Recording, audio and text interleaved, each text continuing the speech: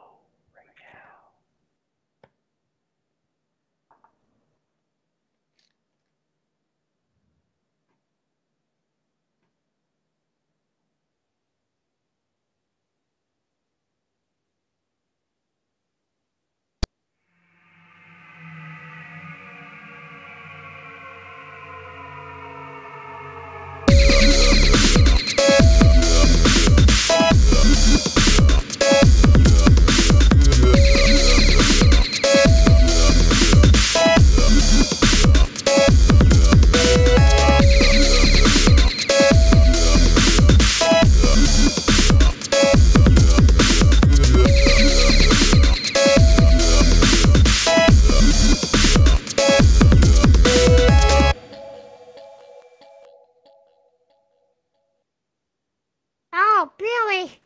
Hi. What's up, guys, geeks, gamers, What the hell? ninjas, and robots? This is HorsePLAY Live. Today is Thursday, August 20th, 2015, and Yogi's smoking it in his house. I don't know if we should I stream know. this, Yogi. I know. He's probably gonna get in trouble by his wife. The stress levels. Yeah, right? She's probably gonna whoop his ass. I'm Like, angry. I saw the stream last night. Like, oh, baby, I love it. It might happen, yeah. It might As you happen. guys know, this is episode 88, titled The One with More Magic and NES. We're going to get back on the Magic and NES. Think we're probably going to maybe finish it up tonight, but who knows? We might go another week, never know. But of course, you guys have already heard him. Everybody's filthy favorite hardcore casual, Yogi Zilla. What's up, big boy? What's up? Trying to smoke cigarettes in your house. What's wrong with you, man? I know. Well, you know, stuff happens. But I just want to say real quick, we just got off a great show with the Gaming Death podcast. It was a lot of fun. And I want to start, I know some people, when they first listen to it, they're like, you guys plug a lot of stuff. Well, that's part of the show. We're the flagship show of the Geeky Hands Network, and we give love to people. So there's going to be a lot of plugging. So I want to say, first and foremost, you know, Gaming Death podcast, one of the first podcasts to join our network. So much love to them. And I'm very big on what's the worst radio show is doing. They got Podcast Infinity for the Destiny players. They got the Dark Zone podcast for the Division games coming out, and they got, of course, the flagship show, the namesake, the worst radio show. So if we haven't mentioned them enough before, now you know. Make sure you check them out. Guys, that worst radio show. Let's just say I want to ask very nicely, but it wouldn't be me. So have me on your show for Division now. You heard? No, I'm just playing. I'm really excited by that game. Invites to podcasts and other, and whatnot. But what have you been doing last week or so, man? I only talk to you once a week now. So. No, stop it. We talked a few times the past week. I said I was gonna make an effort on that, and I did. When did we talk? Because I'm trying to remember. I was in your stream a couple times. Oh, yeah, I always lurk on there, but I was definitely in your stream a few times. Yeah. Well, like it's not the point that you're in the stream. Like I like to talk to you every now and then, just one time a week, where I kind of you talk about what we're doing. We used to do that. I know. Every week. I'm still playing catch up. That's the big thing. I'm playing catch up after that debacle with not having internet for a week. You don't even know the new stuff I got planned for the brand. This guy right here. Well, I send an email out, so make sure you guys are subscribed to our newsletter. It's bit.ly/gangmail, and gang is in uppercase, and mail is lowercase. I got my first official sponsor. Did you? I didn't even know about it. I know. I'm gonna try to do. We're onboarding new shows and getting our stream team caught up and getting people to actually collaborate, not just plug, but actually collaborate more and really become part of the gang, our community here on geekyantics.net. Right. You know, I'm gonna try to like reach out to people more, including my good friends like Obi. Mm-hmm. But well, let me know. I got some news for you too, and for everybody. But what have you been doing this last week, man? Besides besides the behind the scenes stuff. Well, since we probably won't get to the dust off, I want to say I'm really hankering to play more Rare Replay, so I'm gonna probably be streaming that very soon as part of like the Retro Friday movement. It'll be Retro Friday on days that are not Friday or Saturday, you know. And we're gonna be doing Tabletop Simulator on a different site, guys. We're not playing the Tabletop Simulator to do Cards of Humanity anymore. Yeah, because we want more people to be able to play Cards of Humanity. It's far better that way. Then people just can join the link and not have to worry about jumping on the server. And if you had 20 people in there, that'd be fun. It'd be hard with 20 people. I think 10 is the max you could really do, where it's so fun. Right. So you get a full rotation more often. But you can spectate.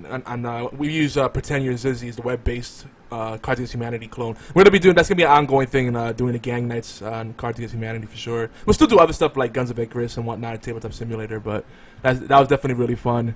I do have some sad news though. Oh boy. Okay, go ahead. Tell me now. No, it's just a little something that I just was gonna say it because there are a few people that actually still like listen to him and stuff.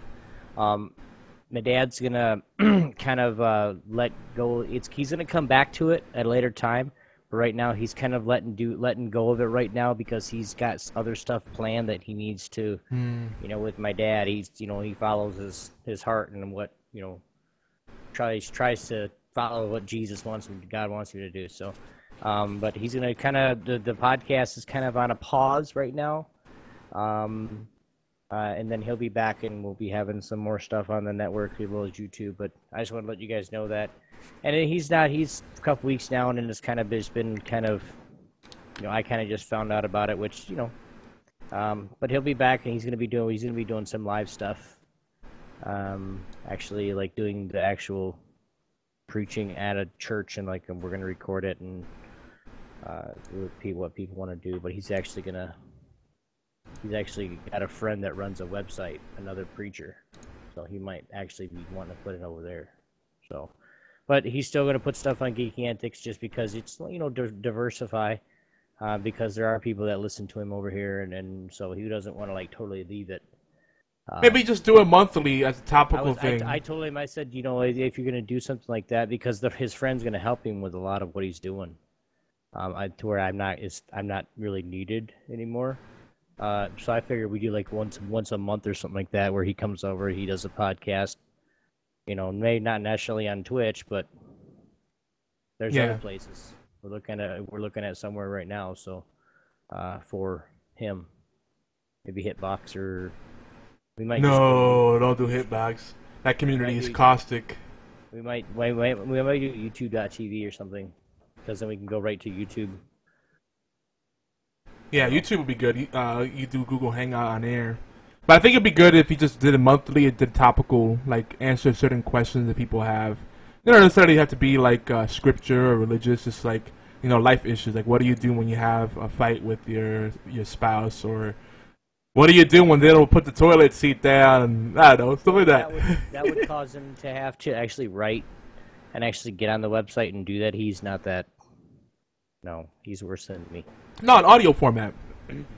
But we'll figure it out. We'll figure it out. Rogue Bishop, thank you for the host, buddy. And why didn't it alert me? It's just going to be a little bit down right now. I know the Sunday Dose is going through some changes on topical stuff. where we're going to be doing gameplay, but we're going to be doing a little bit more of the talk. We're going to keep it we're going to keep it gameplay issue, so that we don't get banned or anything, but we're going to be doing a little bit more of a topical. I'm ironing some things out, so I believe after this week should be the first of the month. No, the third, basically next week Sunday. Not this coming Sunday, but next week Sunday will be, the Sunday Dose will be back, so we're probably going to have a big group. I really want a big group for this next topic because it's a topic that everybody loves to talk about.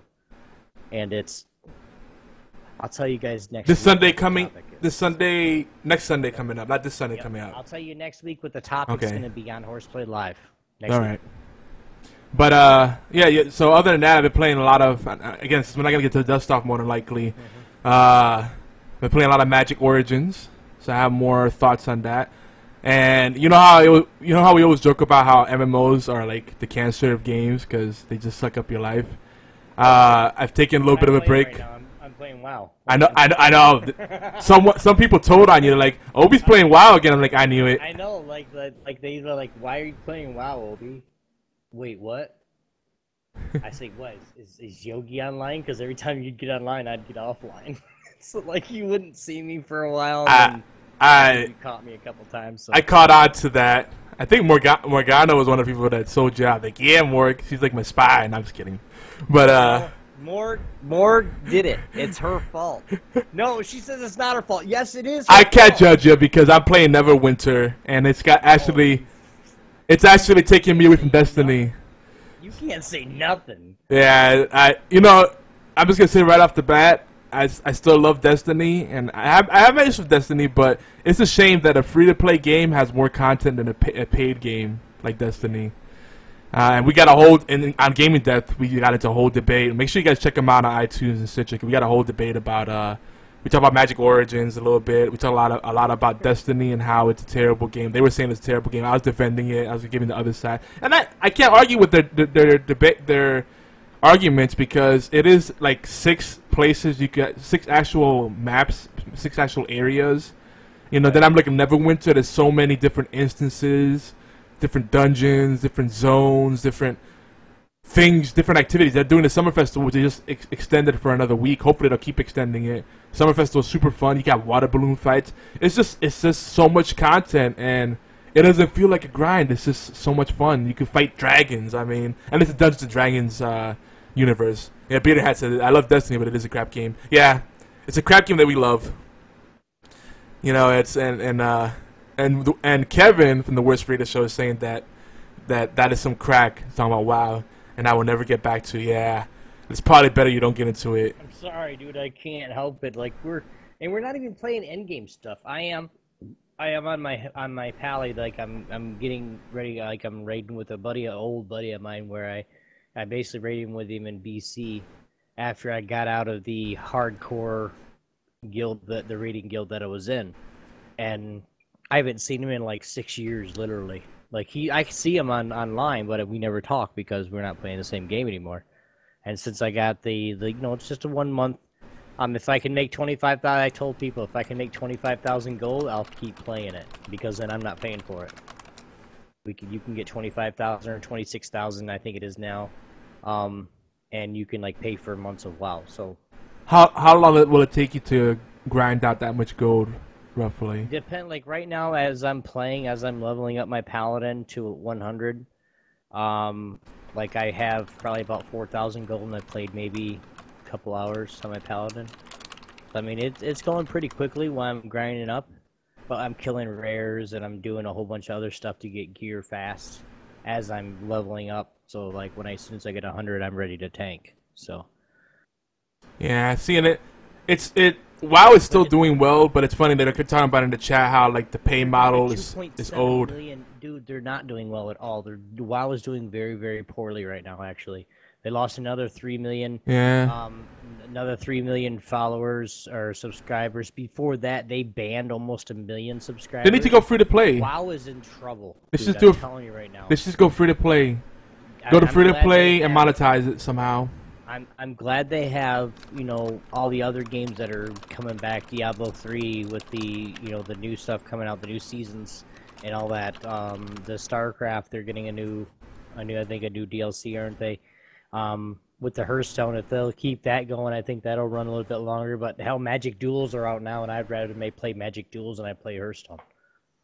I don't know. That's why. a whole. My wife We'll plays have a lot, but we'll have that discussion in a little bit because that's a good debate to get into. But you know, I think when, like BFT 9000 saying that Final Fantasy 14 is the better MMO. I think it depends what mythos you like, what universe you like more. Like that's still one of WoW's strength is that if you grew up with that universe, you know, you played the original Warcraft, Orcs and what was Orcs and whatever the title was, Orcs and Humans. 1, 2.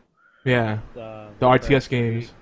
You know that you get if you're just a Blizzard fan, it's really hard to say no to WoW. Like I play vanilla WoW, and sometimes to get into it is to play with you guys, but I don't know if I want to open up a can of worms. I do love Blizzard. I'm not gonna lie to it. It's just the thing that I have with it when I get into WoW and I really get into WoW, like I lose all track of time. Like I'll spend 3 days on there and then be like, all right, I'm 100. Holy shit, it's Saturday. You know, when I started on Wednesday. You know, it's just kind of like I can lose myself in there, and I got so much other shit to do. With you know the CS:GO team and just everything that we're trying to accomplish on that end too.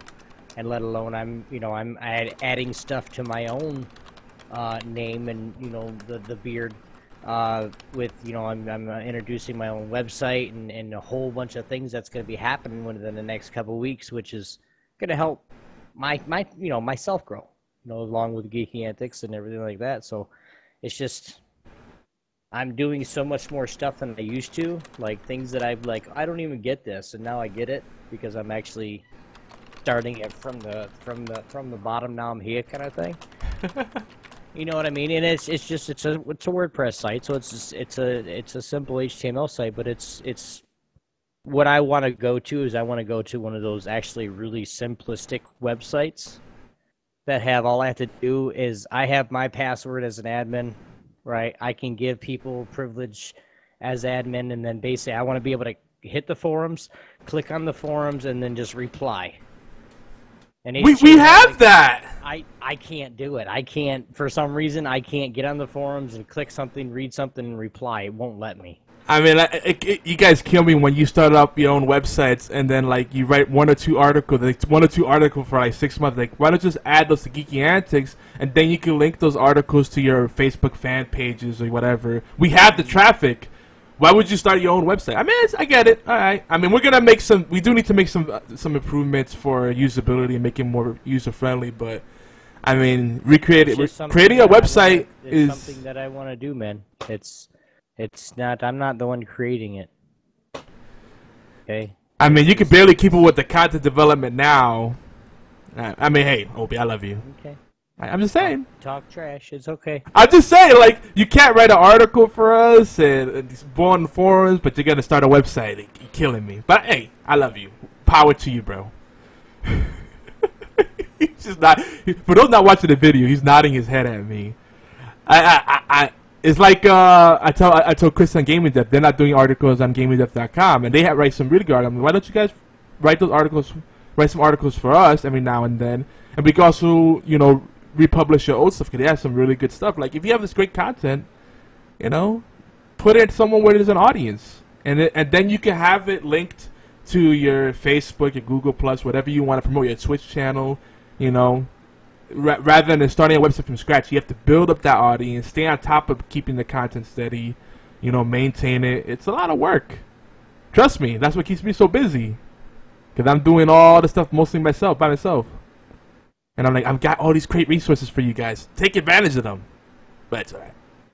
I get it, no, I get it. You want to have your own thing. Just don't do what Janelle did with starting her own podcast. That was a debacle. I love Janelle, but I just facepalm. And I show some people that podcast, they're like, that's not a podcast. I'm like, I know. It's not even on iTunes. And if it's not on iTunes and Stitcher, at least, it's not a podcast. It's just a video where you're just talking endlessly and not really making a point. There's no structure. There's no distribution, no structure. It's not a podcast. It's just blah blah blah. Anyway, I'll help you out, Obi. I'll help you create content I for you. don't need your help. Okay. It's something that it's for my channel, my community, my followers that want to, I got it. I got people helping me. All right. For everyone else, Geeky Antics is here as a collaborative network. So if you like the help, we'll help you here. And I'll collaborate with Geeky Antics, but it's going to be something that my own community where I got you. You want to have something that's your own baby. I get it. I get it. I'm just saying that just be careful what you're doing. I understand that. It's a lot of work. You don't need to sit there and snicker and shoot me down over it. Like, you're too stupid, Obi. That's not what I'm saying. I'm saying you could barely keep up with what we're doing now. You don't know what I can keep up with. All right, so basically you're saying that what we're doing is not important for you to do stuff to contribute to then. That's what I'm getting then.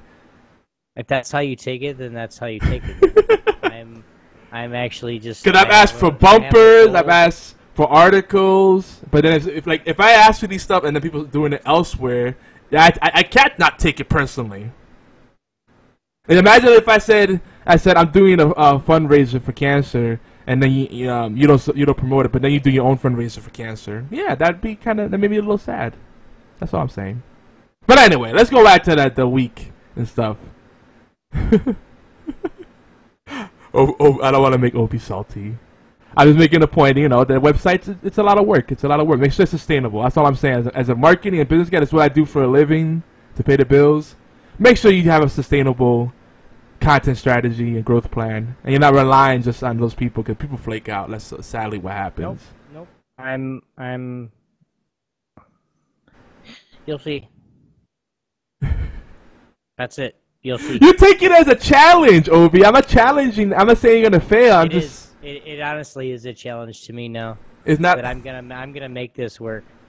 Because basically, you just said, without saying it, I'm dumb as fuck and I can't even run a website. That's not what I'm saying. I'm saying I've asked you many times. People think I am. I've asked you many times. Write us a blurb for the newsletter. When you have stuff to promote, let me know so I can put in a newsletter. The newsletter, if our streamers have events they're gonna do, if they're gonna do fundraisers, if they have a new article, we can put in the newsletter and feature it and get it in front of more people. We could reblog it on the site. We have all these channels that have tons of unique viewers. I asked you for articles and bumpers. And if people not taking advantage of that, and then you're saying you're gonna create something that's gonna be even more work. That's what I'm saying. Like, if you can't keep up with the bandwidth now, just be careful. You might burn yourself out. That's all I'm saying. As a friend, I'm concerned. Okay. Oh. Alright, I'm sorry. I didn't mean to steal your thunder. You're taking it the wrong way. Whatever. I'm really excited about the website. Let me know when it goes up. That's it. I'm rewinding. You're sulking. Stop it. No, I'm not sulking. So anyway, I discovered that the Red Replay has a really cool two really cool features. All the games in there have a rewind feature and a save feature. So it's gonna make Battletoads a lot more doable. So now I really need to get playing this. And fun fact, if I'm not mistaken, Rare used to be, when they first came out, that studio used to be Ultimate Play the Game. And there's some like old school stuff in there. Some of the games are so old, like they're 82-ish, 83-ish, 1982, 1983. And you could tell because it has that like 16 color computer palette, where like all the colors had like magenta and like white and cyan, those weird shades of these primary colors. It takes me back like those Hercules video card days or VL bus days, where it's like 16 colors was big, and then when they came out with 256 colors, like whoa, mind blown. So Rare Replay, I'm really excited about that. But yeah, been playing Neverwinter, Magic Origins. That's pretty much it. I'm trying to think. A little bit of Smite. Yeah, that's been my weekend, and it's just housekeeping, the Geeky Antics Network. Been following up with the guys at 365 Flicks podcast. They're networking hardcore. Those guys are doing things, so shout out to them. More on them later. And of course, supporting the Worst Radio Shows. The Worst Radio Show, they've been doing a lot of stuff too, like nightly streams. They got 3 podcasts, and it's been crazy. They just had Ezekiel 3 from Man vs. Game and Dropped Frames was on there. That was a hilarious show. No robation, no porn here. Not yet. We're actually keeping pretty clean. Come over and make sure, for those on my channel, come over to the main chat over at Geeky Antics, Twitch.tv/Geeky Antics. But how's your week been? What else do you got going on? I'm creating me. I'm creating this. I'm creating right now. What I've been doing the last week is creating a brand for my beard. So it's a part of OB1X2. I think we should have wigs. Like you should have. Got some directions that I'm going into. Like I said, website, and then we're gonna do stuff like with the team. We got some stuff coming out to where sponsorships are coming available. I got my first official sponsor on my stream, which is the No Scope gaming glasses. For those that nice want to get some of those, just going on over there. Appreciate it. Appreciate the help. More people buy, of course, the more I can give away, because y'all be able to get free ones. So, just kind of trying to set stuff up to where I can improve, because I see that the team's gonna be moving fairly quickly, so I got to kind of keep up with that as well. So setting up little things that will actually aid the team in, views for whatever, or being able to record all the games to where we can analyze them, and getting on that, and doing a lot of the stuff that needs to be done. Well, if you have a banner for the No Scope gaming glasses, I could put it up in our sponsors area so people can click on it there, get some more traffic. Share it out. And I've been willing to do that for all our core team members, the people that consistently contribute to us in different ways. I know some people are not writers, some people are podcasts, some people are strictly streamers. Play up your strengths, and we'll work together. I give Obi a hard time because we've known each other for a long time. And hopefully he doesn't take it to heart. It's going to be fun. You guys are going to see it. And you're going to see it, because I'm not going to let him say nothing to me until we're back on a HorsePLAY Live 1 week. You're going to see him go, "You did it, dude. Congrats." Okay. I'm not saying you can't do it. No, it's okay. And the fact that if you get if you get a lot of content up on your site, and then there's nothing on Geeky Antics, look at you know what, Obi, we're trying to talk junk. Look at his score on our website and leaderboards. He's one of the lowest ranked people. Called it. There. Okay. To me. I'm just saying, just get more involved. People, every time, I always defend you, Obi. Like, how come we never see Obi in the chats, or the group chats, or the hangouts, or the forums?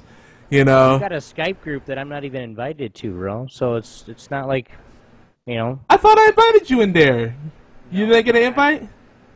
No. Oh, the reason I didn't invite you is because you get paranoid when people know your Skype name. That's why I didn't do it. You don't like people knowing your Skype name. You've told me that before. Okay. I mean, do you want to be in the Skype with all people I trust? No. Are you comfortable with that? No. Don't be like that. Stop it. I respected the fact that you don't like just anybody knowing your Skype name. That's why I didn't drop you in there. Would you like to? Oh my God. He's gonna keep being. It's like a woman that's like, "Are you mad?" "Nope, it's fine. It's fine. That's okay." Oh, bro. And it's like, then you find a dead cow head on your bed when you wake up. I love you, Obi. I'm trying to get you more involved with everything else we're doing here as part of the network. That's all. I want you to be more visible beyond your stream and our podcast. That's all.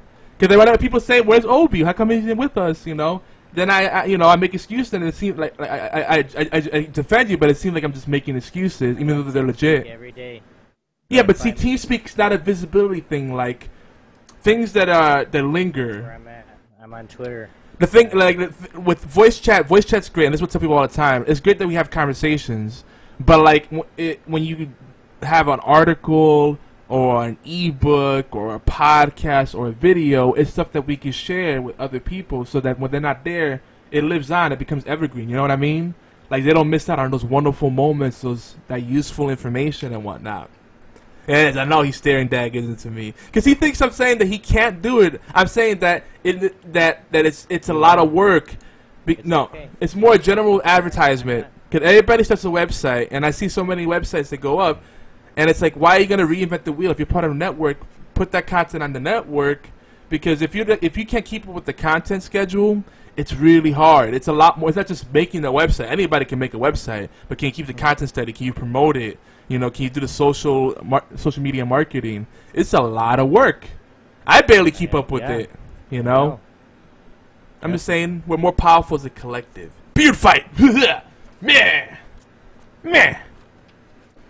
Anyway, that took much longer than it should have.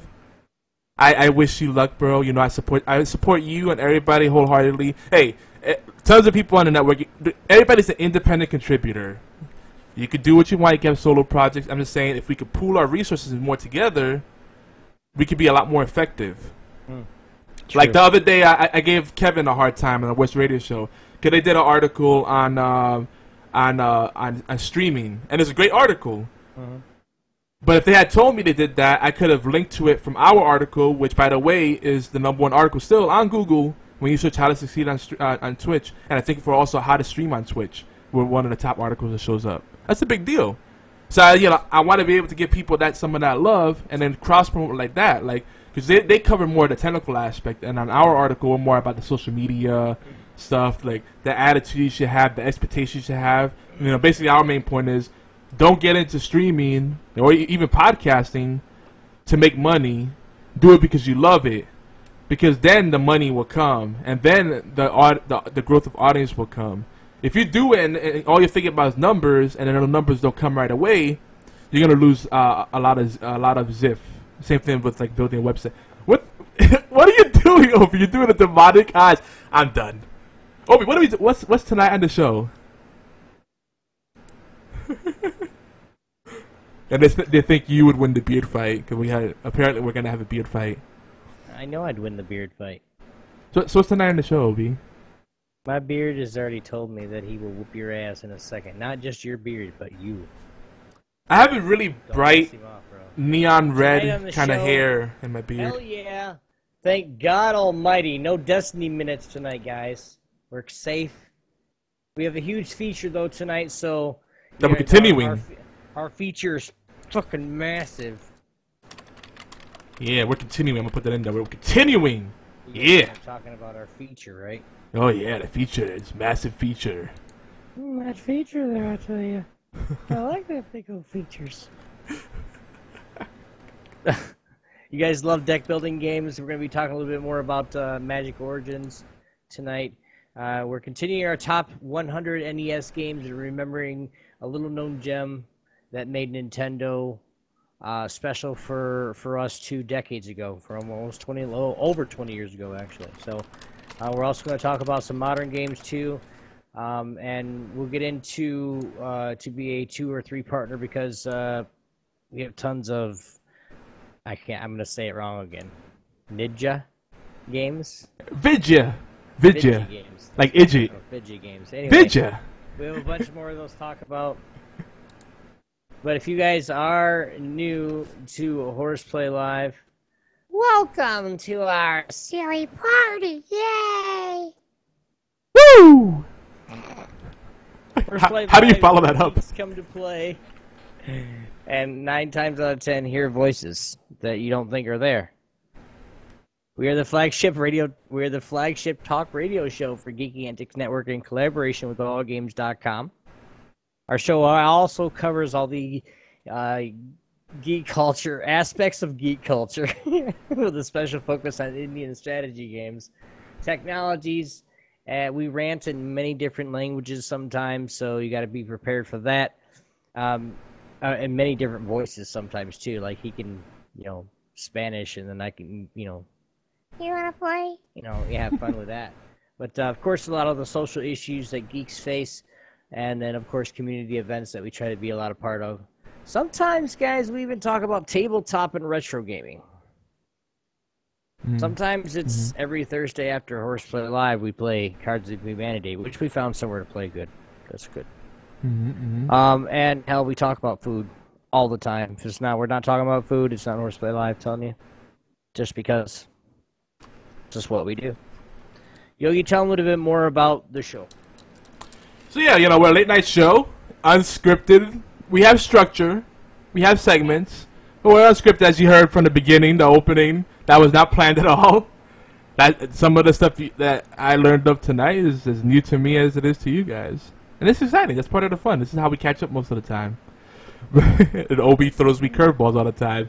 But, this is we're a late night show. And we're, mostly raw and uncut. Sometimes we have to cut stuff out because, we have to stick within the time frame for all games and some other syndication partners. But we talk to each other once a week, goddamn. Oh, stop it. Stop it. Throwing me under the bus.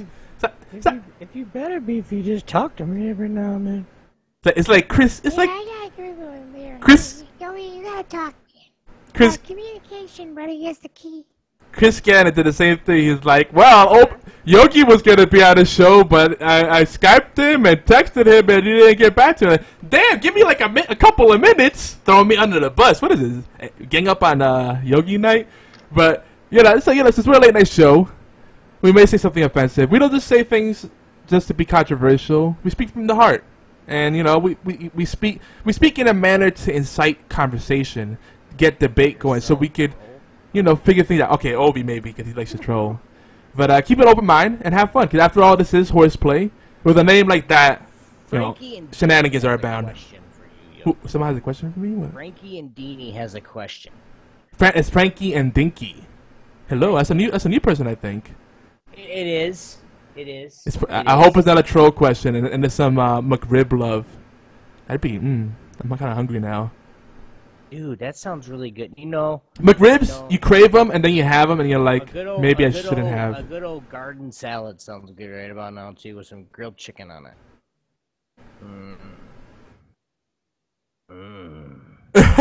Have either of the hosts ever had a sparrow fly out of their beards? That would be cool. Yes. Once. It tried to go back in because there was chicks in there, too. So, we got them all cleaned out. But stay tuned. It might happen next week. I don't know. My cats and dogs like to rub up against the beard. They think I'm a furry. My dog likes to lick my beard. Yeah. Yeah. It's a good question. It's a good question. It is a great question. That aligns very well with our shenanigans. It does. But we do want to let you guys know HorsePLAY Live is every Thursday at 11 p.m. Eastern Time, 8 p.m. Pacific on Twitch channels Geeky Antics, which is right here, and over at Yogizilla as well. HorsePLAY Live replay is available also earlier on Thursdays around 5 p.m. Eastern Time on allgames.com. So you guys can go over to allgames.com. .com, yeah. Yeah, you guys can go to allgames.com, go to the corner, click the live chat button around 5. And you'll hear this week's show. So it's the previous week up. So. Word. It's like Back to the Future, but except you're going to the past instead. Yeah. Well, we're just gonna go right in. I don't know what to say for that.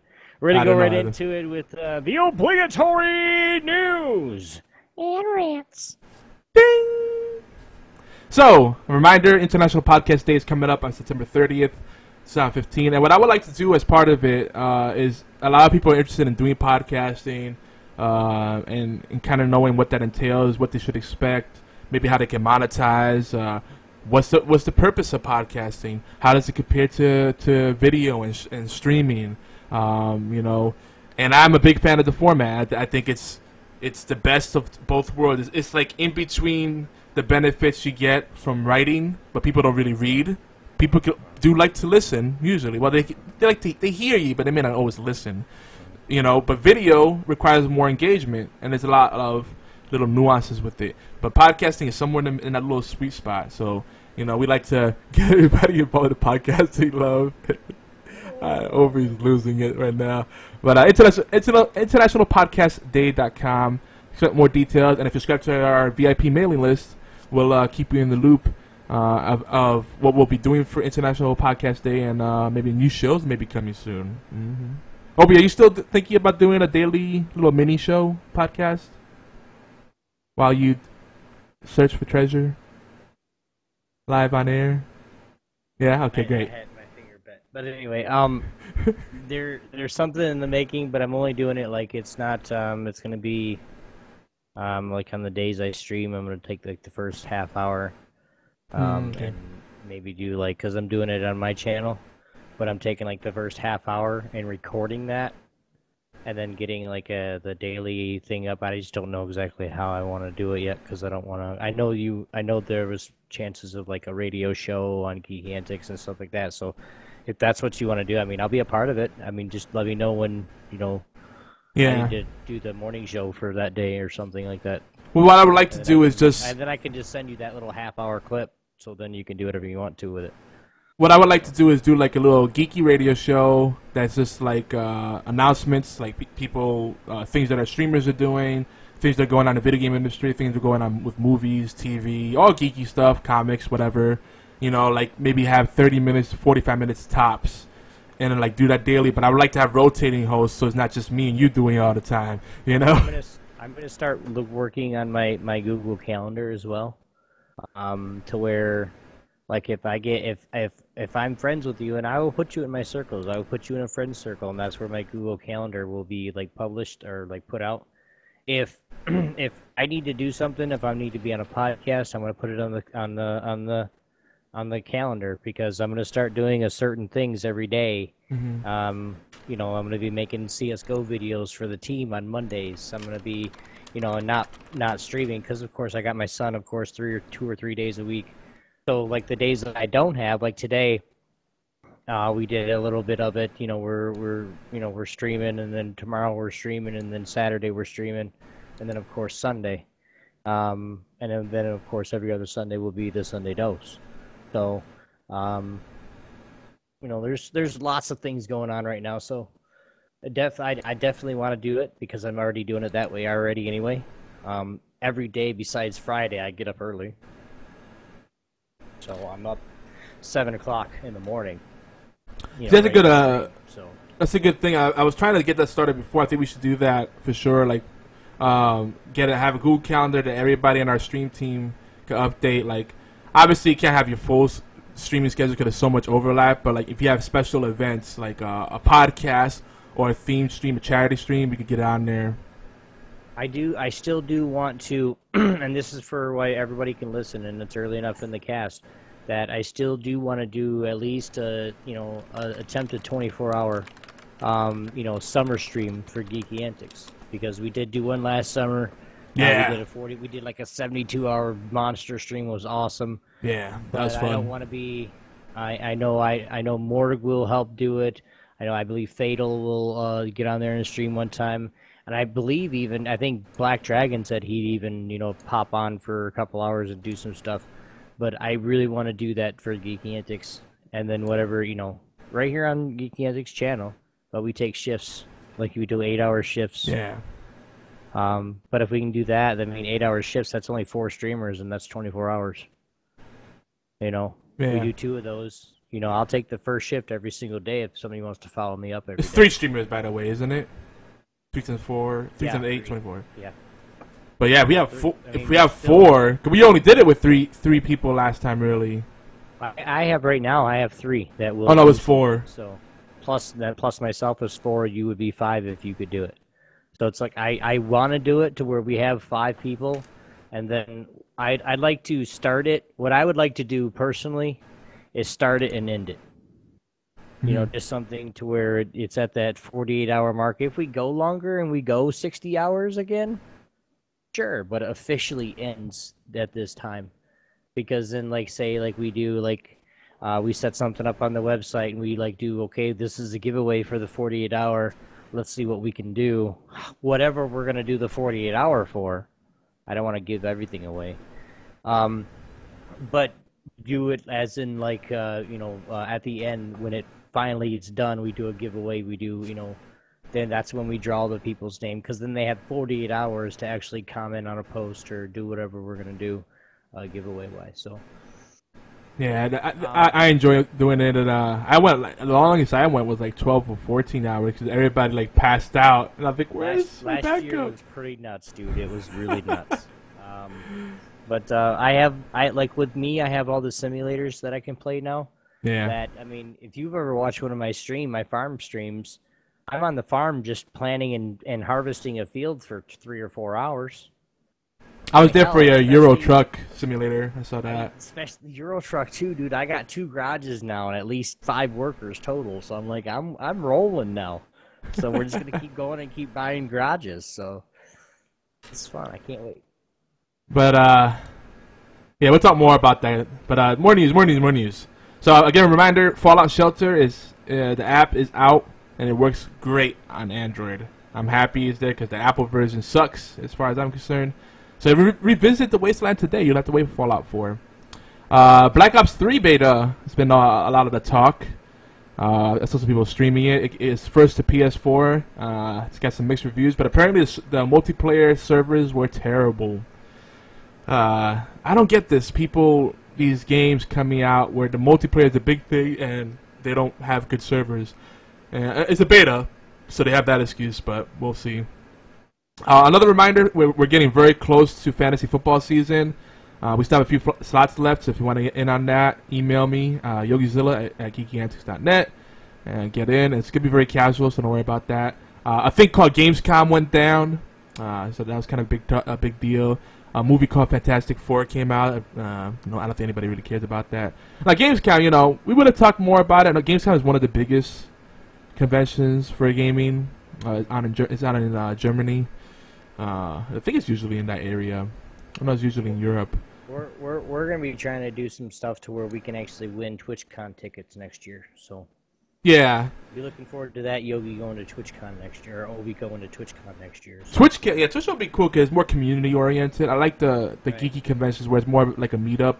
The industry events, we don't talk about them as much because. Well, this is something to where like myself, Fatal, a couple people from the team are gonna go, and we're actually gonna get table space to where we can actually play CS:GO, or we can play something, and I can stream from there. And yeah, we're gonna do a whole bunch of others. We're gonna be having some. I've been thinking about the logistics of that too. So there's a lot of stuff we could do, but the main reason we don't cover. Actually, sometimes it's easier to cover these events when you're not there.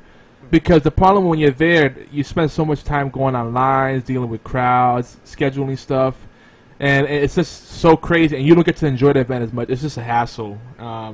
And most of our news, really, like we're on PR feeds, we're on the news, we got the news wires, we got the press releases that come to us.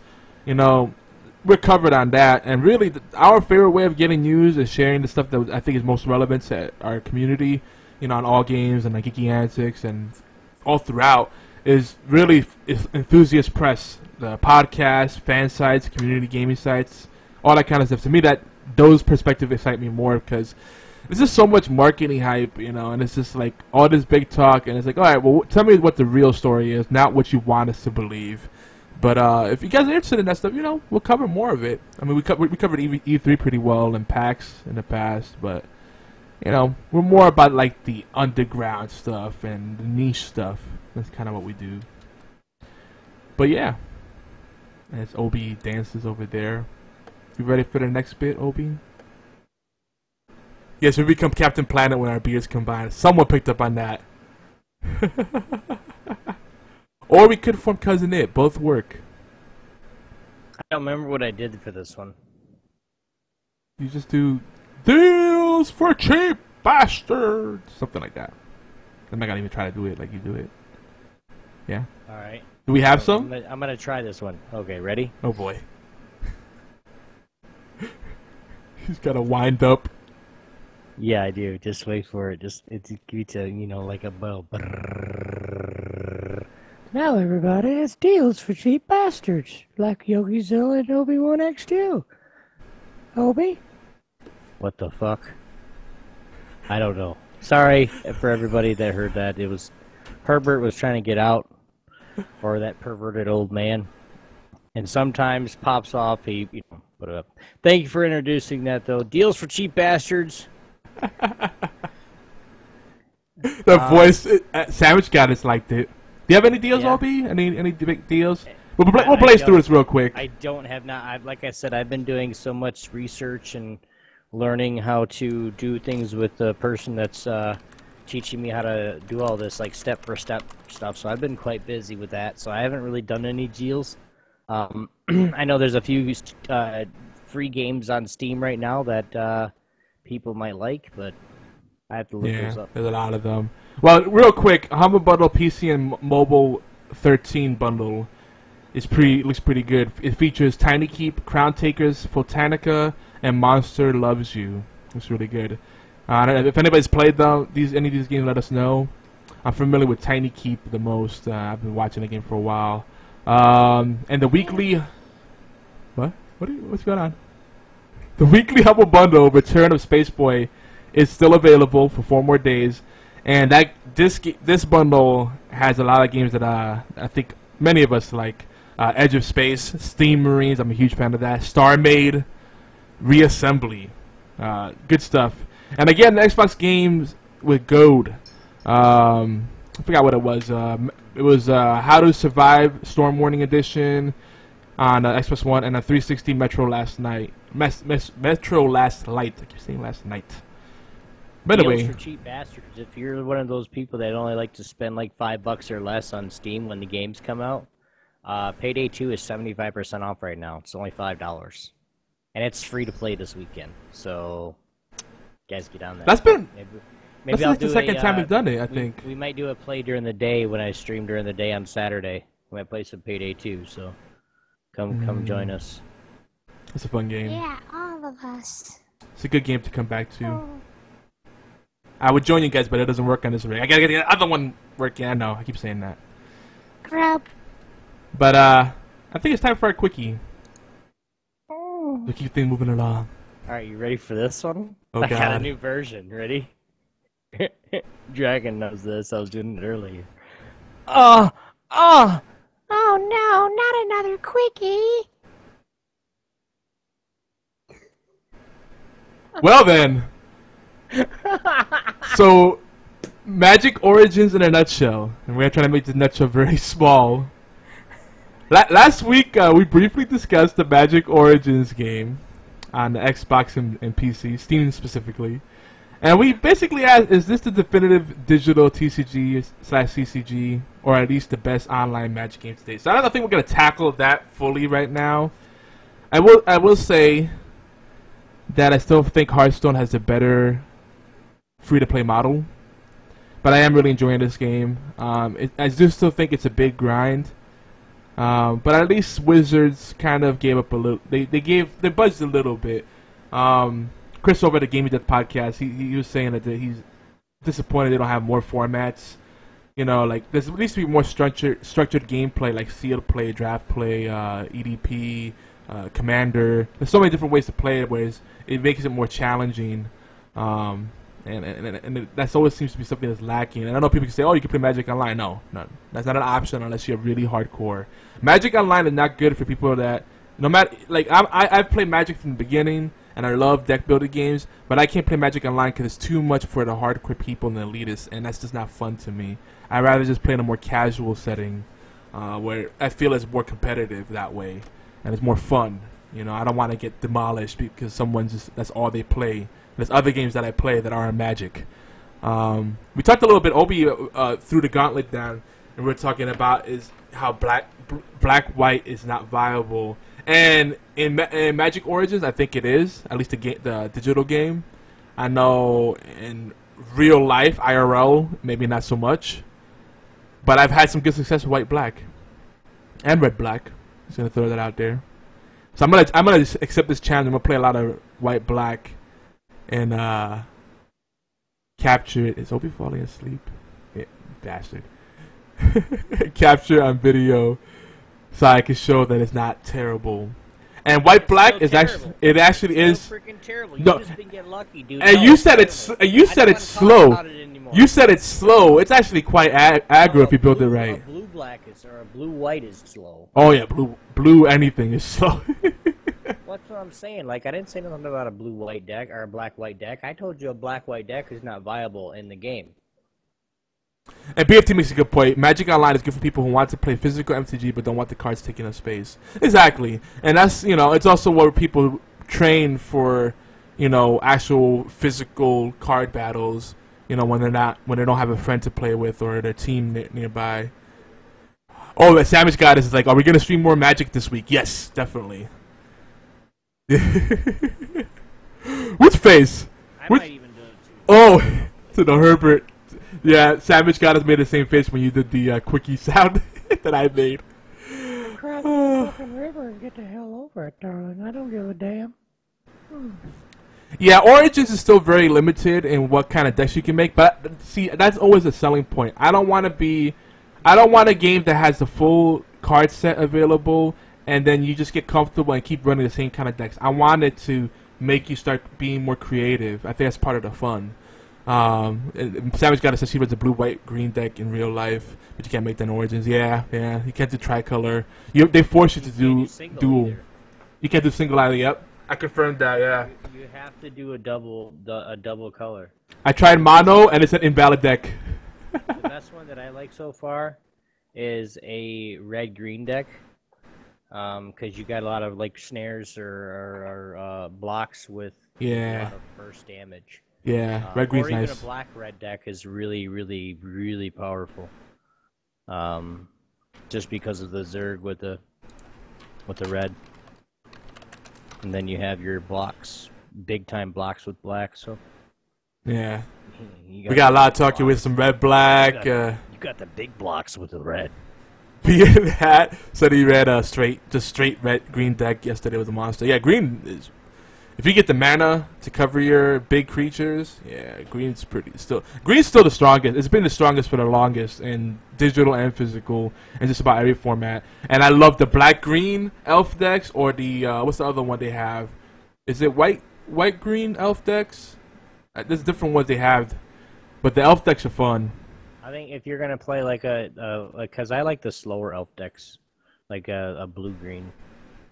Do they have blue elves in the Origin set? But I'm talking like no, they don't. But the blue for a lot of the counters and because it's just slower. You get a little bit more defense, and then you have your green deck for consistent damage once you get to a certain point. But if you don't get to that point because the other team whoops your ass, the only problem with putting blue in any deck, really. Yeah. That's the thing about it. You need to run gates so you have the flexibility in your mana for sure. White and blue is fun. It's hard, but it's fun. Yeah, I think white and blue is one of the recommended decks. I know white and red is. White and green is recommended. I don't know. I don't really know if it's recommended. I just try different variations and see which one I like. Yeah, cause they have different templates you can use, and the template's actually pretty darn good. White and red is definitely very good. You're talking about Origins, right? Or like Magic Duels? Yeah, Magic Duels Origins, yeah. But for somebody that's starting out, I would suggest a white-green, a white-blue, because then you have control. You have plenty of defense. Yeah. Savage Goddess approves of the elf decks. So yeah, there is no blue elf in Origins. I haven't checked out the full set, but I haven't ran into the blue elves. So I figured it wasn't a thing. But there's definitely white. There's green. Play Magic Origins while we're doing HorsePLAY Live, everybody. Don't tell them. Okay, don't tell them. But white's definitely. I think white is really strong in this set, and green is always strong. So that had to change. Blue's dropped off a little bit. I'm also going to say I'm disappointed because I wanted to play with you guys on PC, and it doesn't work on this rig either. All the other Duels of the Planeswalkers games work. I tried Magic Online briefly. That works, but I won't play that. Hell no. So yeah, it's a shame. But another thing I'm going to say, the community quests. I love this concept, but I swear those community quests are set up for failure. Like, no one was really going to beat the last mission on the campaign for Chandra. What was it? 100,000 times? Yeah, I beat it, but you have to, like, really, it assumes that the few people that are doing that quest do it several times over. It's a pain in the butt. So you were just crying then, basically. Got it. It's a community quest. Everybody's got to do it. You're not gonna do it yourself 80,000 times, are you? Or 100,000 times, whatever it was. I have. Shit. Get on my level, bro. Damn, that's a lot of time. The Chandra campaign was pretty tough. I think the hardest one was the second battle. After that, I kind of breezed through it. And then the last battle was, I think I needed to do it like 2 or 3 times before I finally got it. But they give you a pretty good deck, but the AI has like godlike decks. So it's like what? And I'm still running into the problem. The AI, easy AI is so hard. It's not even worth playing the easy AI because they're not a pushover. Medium is where it's at. I think get the 10 gold is worth it. 15 gold, you know, the extra 5 gold for playing hard, probably not worth it. But easy AI is by no means easy. So I'm gonna put that out there. Hell no. They whoop my ass more than the medium or hard AI. I don't know.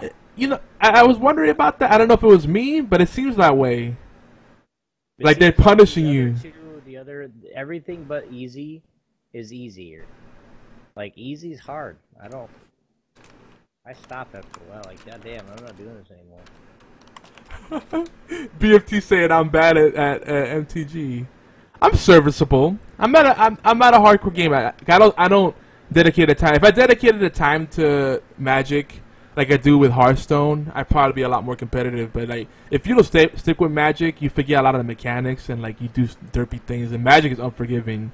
You use a spell the wrong time. Like you don't use the instant at the right time. Like maybe you use it too early or too late.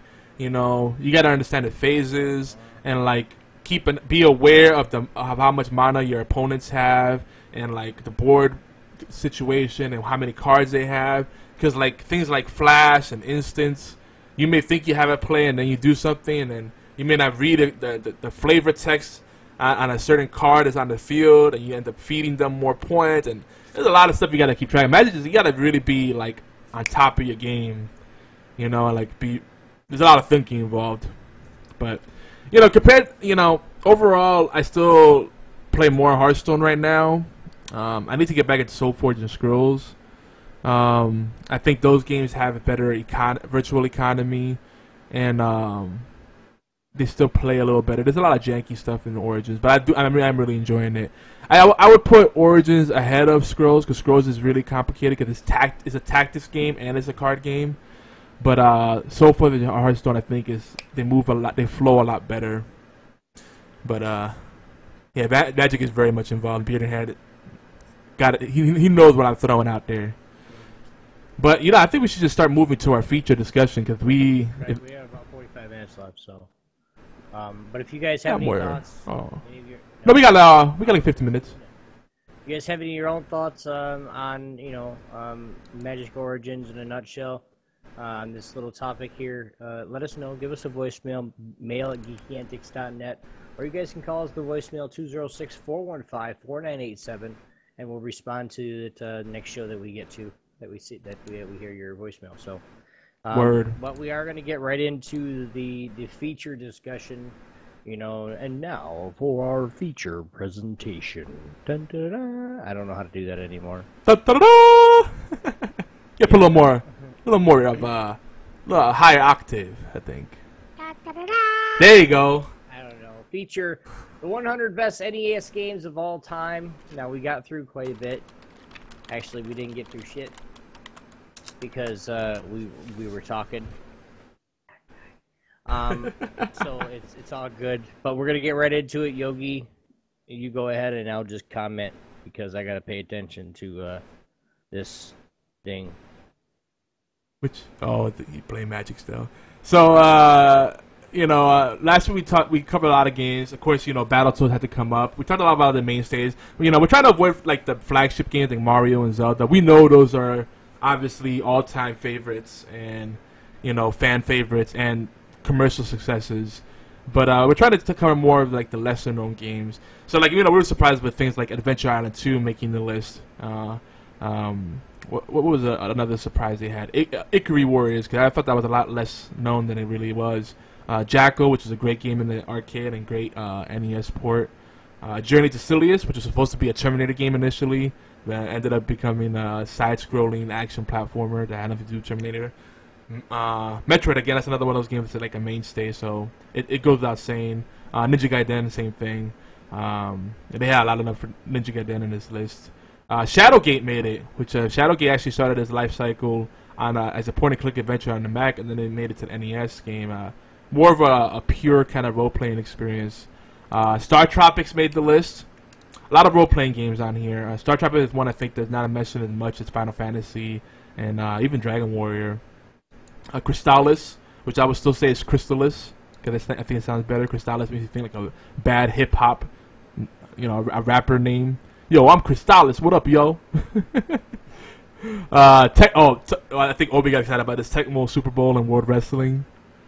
That was one of your favorites, right? Two of your favorites, the Tecmo games as a whole. Yes, the Tecmo Bowl. I still like it. Yeah. If I could find it again to play it, I would. They tried to bring Tecmo back on a portable system. I forgot which one. May have been DS, and it didn't do too well. I think it was. Maybe it was DS. I don't know. I think it was the one before DS. We have Team Sega in the chat and Team Nintendo. Oh my god. And then we still have a little bit of talk about Magic. TSC Black Dragon says that his deck is always a black deck with either vampires with lifelink and death touch. Oh, death touch. Ooh. Who gain power off of each other. Swarm people to death. Yeah, overwhelm them. Savage got to say in Aladdin on Sega Genesis. We need to come back to Sega, but we're doing a lot of Nintendo stuff. Cause we're doing the NES Alphabet Soup for Retro Friday, and we're kind of keeping the Nintendo Day thing going. But we will come back to Sega, and you know what? The Disney games on Sega Genesis were really good. Disney games as a whole, 16-bit and earlier, like DuckTales, Chip and Dale, Rescue Rangers. What else? What other Disney games were the 16-bit, 8-bit era? Castle of Illusion, Mickey Mouse. Oh damn! Those were all. They were all those games were fun, and they were actually they were actually good games all around. Kung Fu for the SNES, for the NES. Kung Fu made it. Do we know where it made it on the list? I should probably pull that up. I think Kung Fu was middle of the pack. They kind of took a crap on it. Because there was a game they compared it to. We're going off of the IGN Top 100 and then sharing our thoughts on them. Kung Fu, I know they had middle of the pack, and there was a game they recommended, Demon Sword, which was like Kung Fu but much more faster paced. Because Kung Fu was a really slow game. Remember how slow it was? It was like. Yeah, it took you forever to get anything done. Yeah, but that was a good game though, because they came at you from both sides. Game, but it doesn't mean it didn't suck. It was tedious, but it was a good game. They put it at number 62. I think that game was iconic. It was a really good arcade action game, like arcade style action game. You know what I mean? Like, it was very simple. Yeah. Challenging. The simplicity was there. I mean, that was part of why I liked it, because it was simple. Yeah. I didn't try very hard. Yeah, because like it wasn't like Double Dragon or other games, like a lot of complicated aspects, and that's part of its appeal. Like, if in the arcades, this would have been like a quarter eater, hands down, because it was a challenging game. I think the furthest I ever got, I think I may have beaten it once, but like usually the furthest I would get would be like the second or third stage. Because those boss battles were pretty annoying, like especially the little flea dudes that jumped all over the place. Ugh. So what else we got in the chat here?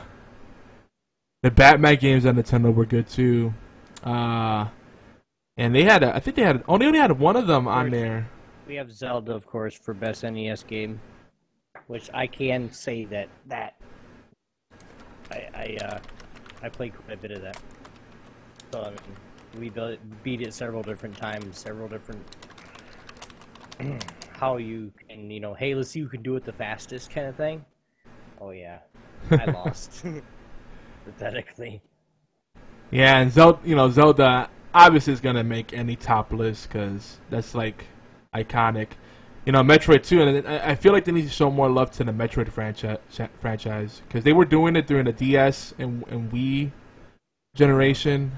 Like they had Metroid Prime Hunters, which I think was a really good game, surprisingly good multiplayer. But of course, Mega Man. All the Mega Mans made it to the list. Mega Man 1 through 6, and that belongs there. Metal Gear. Where did they have Metal Gear at? Number 26.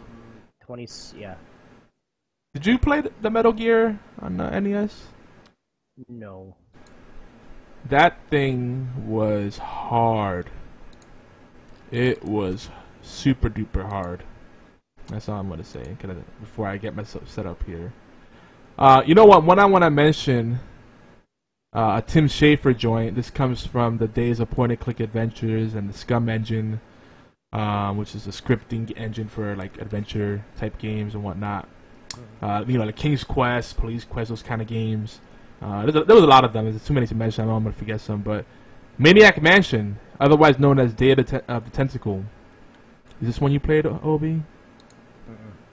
It's like the one where you get to switch between different characters in real time, and they all it's like playing out a movie almost, and you can interact with the other characters, like bump into them, and it's like kind of open world even. You're in a mansion, and the whole thing is you're trapped in there, you have to try to get out, but you have to collect items and learn how to use them with things, and avoid getting caught by the NPCs. And there's all kinds of little things, and the thing that was frustrating about it, there was like a lot of fail states, like where if you miss a certain item, you have to kind of restart your save game because you couldn't go any further. But they actually were pretty good about not making that too bad. Like a game that was really bad for that was I Have No Mouth and I Must Scream. Have you played that? It's a really jacked up kind of like horror game where it's like a bunch of mini stories. Like there's one story, spoiler, where you play as a character and you try to free a golem because you feel bad for it because you think it's sentient. And I don't know, you're trying to atone. I forget what happened, but you're trying to atone for your sins or whatever. And you're in a concentration camp and you're taking out Nazis. Like some weird stuff going on. And then at the end, the golem snaps you back and snaps you in two. It's like, oh, okay. And I won. That's me winning. Dragon's Lair was like that too.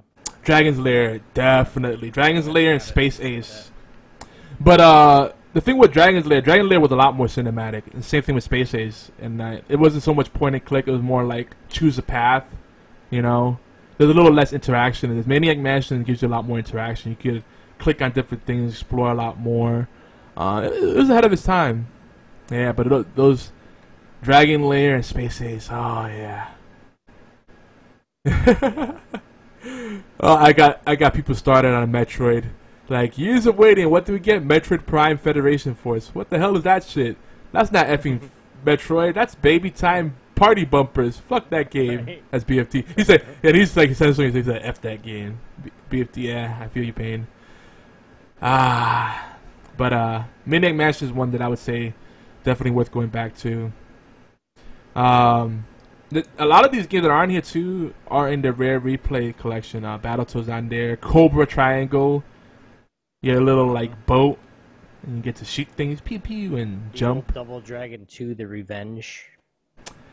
Yeah, we talked about this last week. I think like Double Dragon 2 should be close to Double Dragon 3, if not higher, just because of the epic plot twist in the boss battles. But Double Dragon 3 is awesome just because the bosses you fight, you get to recruit them. So it's tough, but yeah, Double Dragon definitely belongs up there. I'm surprised they put Double Dragon 2 so low. It was a big deal when you got the Cyclone spin kick, remember? You spin around. Yeah. And then like the little flying knee. Those were that did a lot. Like that was a huge jump from Double Dragon to Double Dragon 2 was a huge jump in the series. So speaking of brawlers, you can't talk about brawlers without talking about River City Ransom. That's a good one. I didn't play that much. I really didn't. I didn't play it. I don't know. Like there was a time where we were gaming and Mom was like, "Oh my God, that's too much violence," and so you know you can't do that anymore, like kind of thing. But now it's all gravy, baby. It still holds up pretty well. Right. If you like, if you want to kind of get that River City Ransom vibe, the Retro City Rampage is really good, like tribute to River City Ransom and all like the 8-bit video games of the time. Like it melds so much of those games together, even like Ninja Turtles and everything. That's a cool game. Or what was the Scott Pilgrim game? What came out on the 360 on the Xbox Live Arcade? I think it was just called Scott Pilgrim versus the World. If that's what it's called. That was a good game. Side-scrolling brawler. It kind of made me think of River City Ransom with like a facelift. Did you play that, Obi? No. I would highly recommend. Things that I didn't play. Not because I didn't want to, just didn't.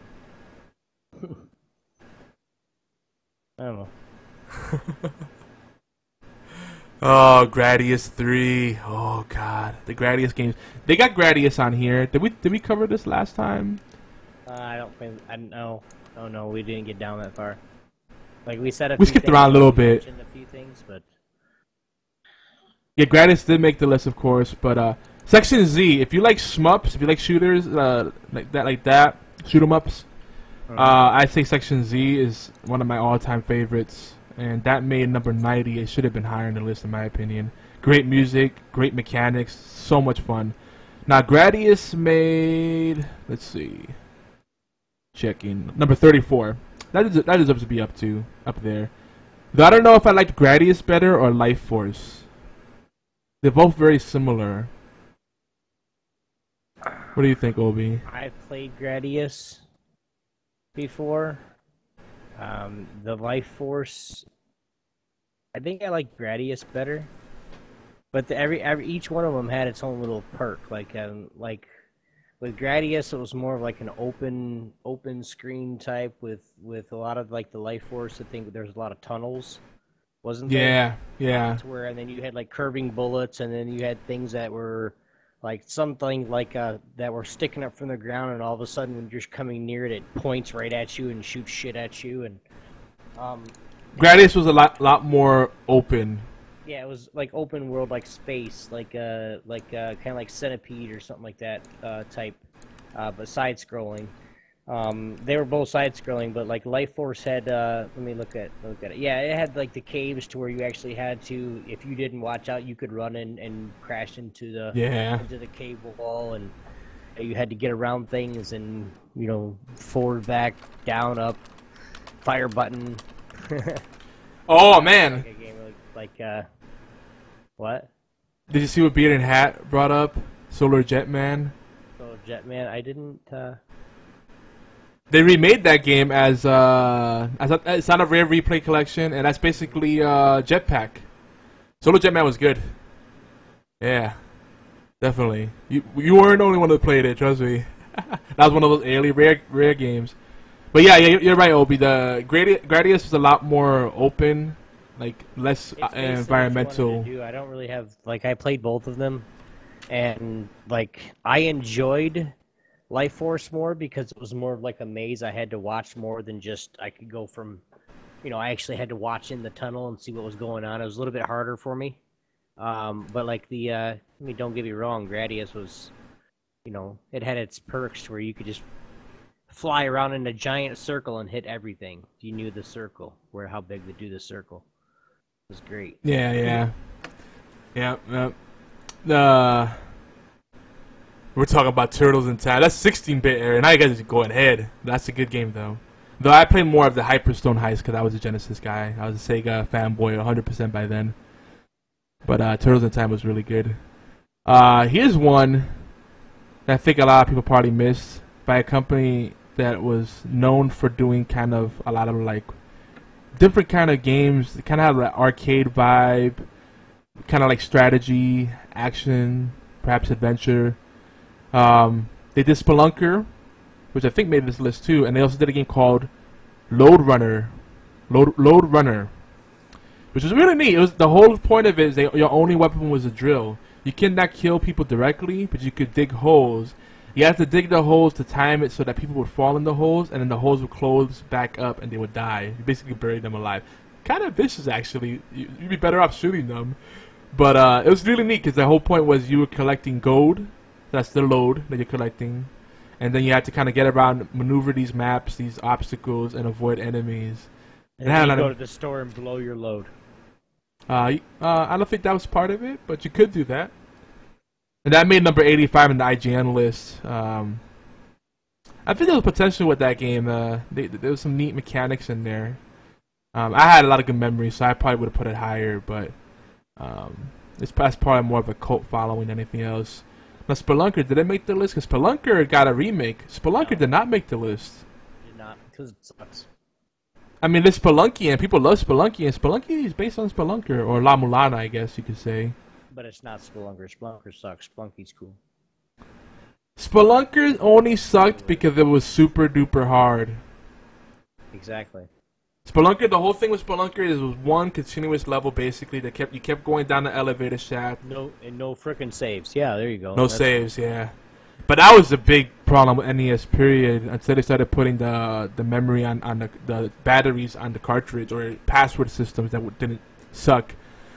Like Mega Man had it right with the grid system using the little dots for passwords, cause that's easy to remember.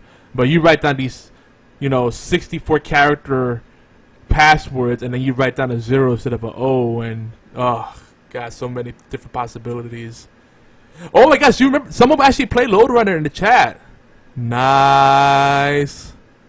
And Hyperstone Heist was very different from Turtles in Time. Very different story and level-wise, it's just very different. But yeah, I'm surprised someone played Load Runner. Yeah, Castlevania did the same thing too. Did, Yeah. Castlevania did it too, but it was surprising how many people were still using like the long strings, the long password strings, because that was just freaking tedious. Ninja Gaiden too.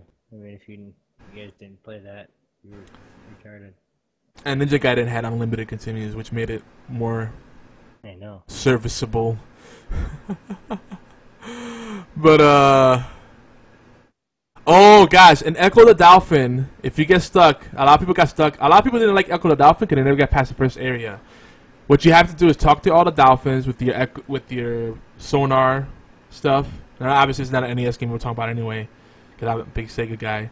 And then once you talk to everybody, like what you got to do is jump up as high as you can, out of the water, and do like a flip, and then stuff happens. I'm not gonna tell you because that's part of the fun of the game. It's a big oh shit moment. Oh, I love Echo. That's in the game. When I get back to the Sega Genesis, I'm gonna play that for you guys. But we're doing NES now. So back to NES. Obi, did you get into Commando? Oh, Commando didn't make their list. Nope, didn't. But Bionic Commando did, and Bionic Commando definitely deserves to be up there. Obi, your thoughts? It made their top 10. I have to look at the game first.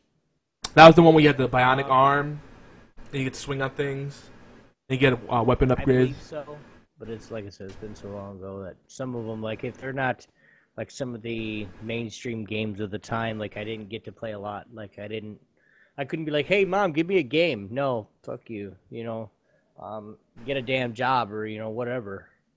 And especially like when we started playing like Mike Tyson Punch Out, she was like, "Oh my god, that's so violent." Mom, it's really not. It's a game. Well, it's teaching you how to fight. This taught me how to fight. Yeah. That's a whole different discussion, but I feel you. I feel your pain. See, Bionic Commando, that game is so good. Maybe you may not want to play the 8-bit version, but they did make a HD remastered version of it, completely overhauled it. It's Bionic Commando Reloaded. It has the original game and the HD version of it, and that's on Xbox Live Arcade. They also made another game called Bionic Commando, which is a 3D version of it, and it had some cool concepts, but they tried to change it too much. But there's potential there. I like the series a lot. And Savage Goddess wants to join our Retro Friday stream team, so we might be doing some stuff here. I would like to have more people to join us and do the hashtag Retro Friday when they do retro stuff, so we could do it as a community. You don't have to be part of the Geeky Answers Network, but we'd like you to. Use the hashtag. Yeah, use that hashtag. Get it out there. Because people are paying attention to that. Throwback Thursday, TBT, Retro Friday, all good hashtags. I still got my Dreamcast in the box, neatly put away. I'm glad I didn't sell that off. I'm so mad I got rid of my Sega Saturn. I wish I would have kept all that stuff, because now with what I want to do, like with when the gaming house gets started and everything, I have that old section of games. Yeah. Like I'll be putting it out to everybody. If anybody, wants to give it to a good home, send it to Obi-Wan-X2 Gaming House, so we can actually stream that kind of stuff, because you can put stuff together to where you can actually stream Sega Genesis stuff. You just gotta have the right cords and the right connections and shit. So yeah, you just gotta. That'd be so sweet. Like I have a guy that's gonna let me either let me borrow or He's gonna sell me his Pong set. Ooh. Like he has an immaculate Pong box. Like it's gonna. Can you imagine playing Pong on a 60-inch? Just sit there and Pong, Pong, ding. That'd be so insane.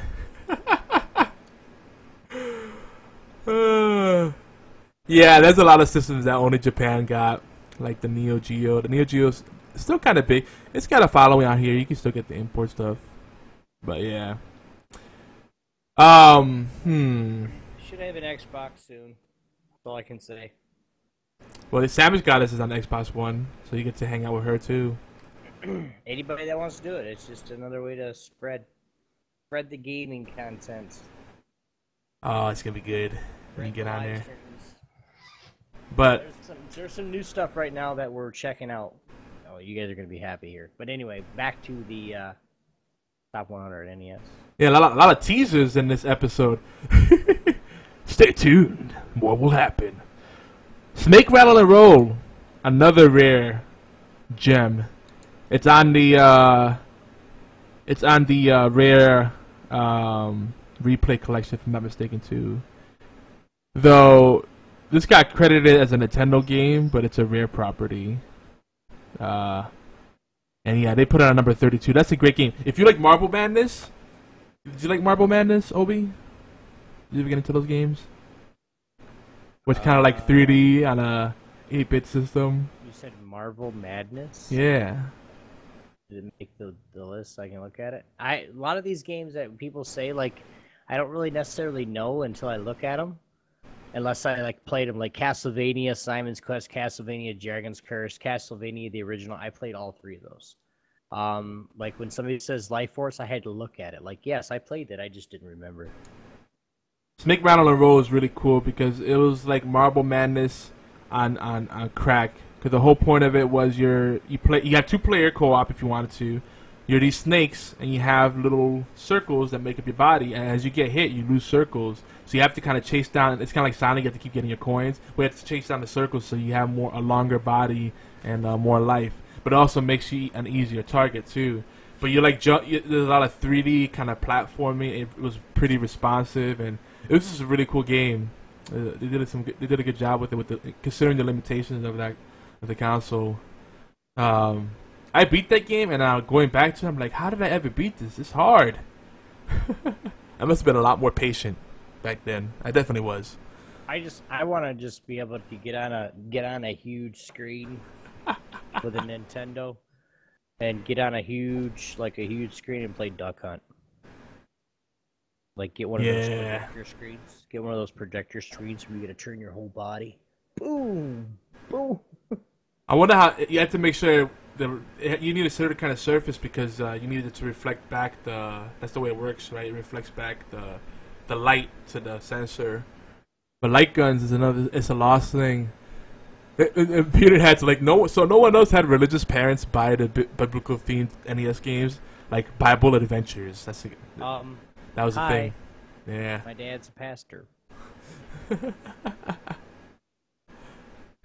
Damn, Bearded Hat was in top 5% of the world ranked in Tetris Party. Damn, that's crazy. Right there. That right there is a challenge.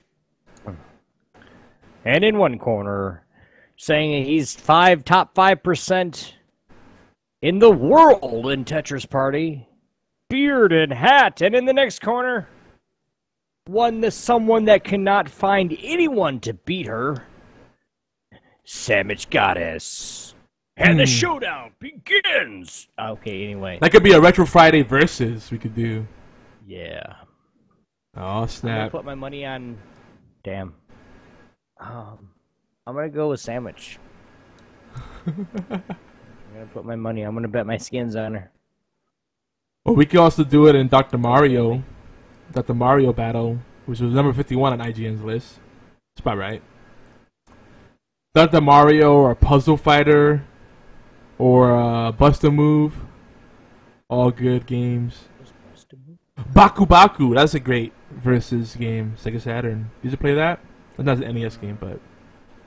NES game that I really liked, and if you guys knew what it was, you guys could do the triple jump.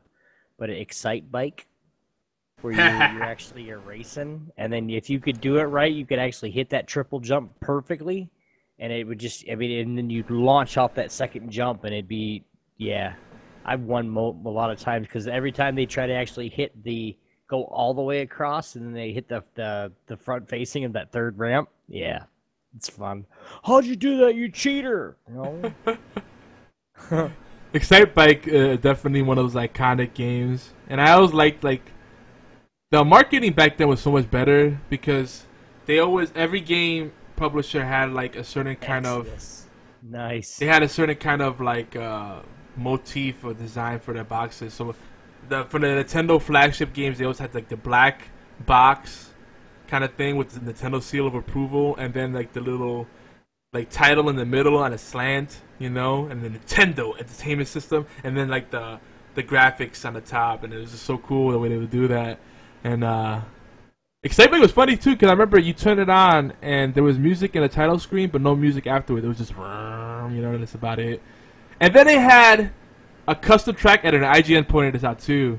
They had a custom track editor for Excite Bike, which was really cool, but it didn't have a battery on the cartridge. So if you turn off your system, you lost your custom track. So you have to leave it on so you can show it to your friends and play it with them. What were they thinking? I don't know.